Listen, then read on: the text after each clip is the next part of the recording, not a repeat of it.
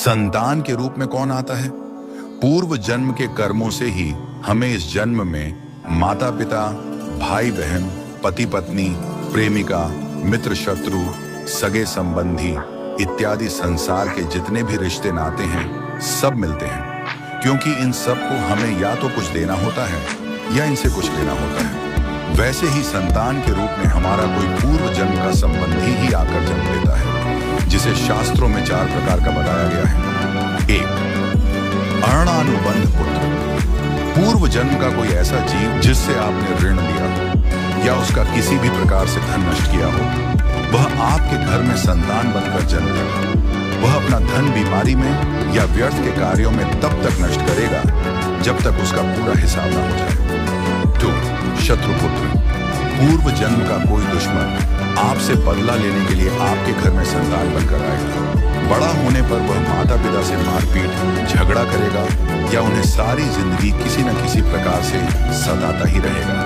वह हमेशा कड़वा बोलकर उनकी बेइज्जती करेगा और उन्हें दुखी रखकर ही खुश होगा। 3. उदासीन पुत्र। इस प्रकार की संतान न तो माता पिता की सेवा करती है, न ही कोई सुख देती है। वह उन्हें उनके हाल पर मरने के लिए छोड़ देती है। विवाह होने पर यह माता पिता से अलग हो जाते हैं और उनकी चिंता नहीं करते। 4. सेवक पुत्र। पूर्व जन्म में यदि आपने किसी की खूब सेवा की है तो वह अपनी की हुई सेवा का ऋण उतारने के लिए आपकी सेवा करने के लिए पुत्र बनकर आता है। जो बोया है वही तो काटोगे। यदि अपने माता पिता की सेवा की है तो ही आपकी संतान बुढ़ापे में आपकी सेवा करेगी, वरना कोई पानी पिलाने वाला भी पास न होगा। आप यह न समझें कि यह सब बातें केवल मनुष्य पर ही लागू होती हैं। इन 4 प्रकार में कोई भी जीव आ सकता है। यदि आपने किसी गाय की निस्वार्थ भाव से सेवा की है तो वह भी पुत्र या पुत्री बनकर आ सकती है। यदि आपने गाय को स्वार्थवश पालकर उसके दूध देना बंद करने के पश्चात उसे घर से निकाल दिया हो तो वह ऋणानुबंध पुत्र या पुत्री बनकर जन्म लेगी।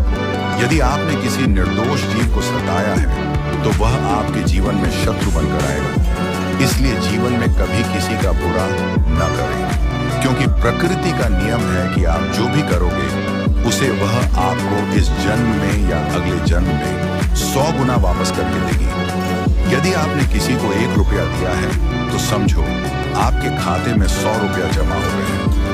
यदि आपने किसी का 1 रुपया छीना है तो समझो आपकी जमा राशि से 100 रुपये निकल गए। जरा सोचिए, आप कौन सा धन साथ लेकर आए थे और कितना साथ लेकर जाओगे?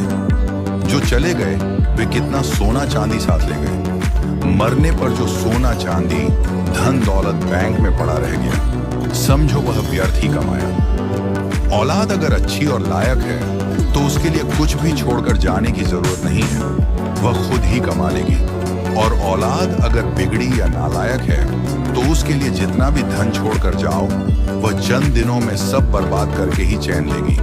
मैं, मेरा, तेरा और सारा धन यहीं का यहीं धरा रह जाएगा, कुछ भी साथ नहीं जाएगा। साथ यदि कुछ जाएगा भी तो सिर्फ अच्छे बुरे कर्म ही साथ जाएंगे। इसलिए जितना हो सके नेकी करो, सत्कर्म करो।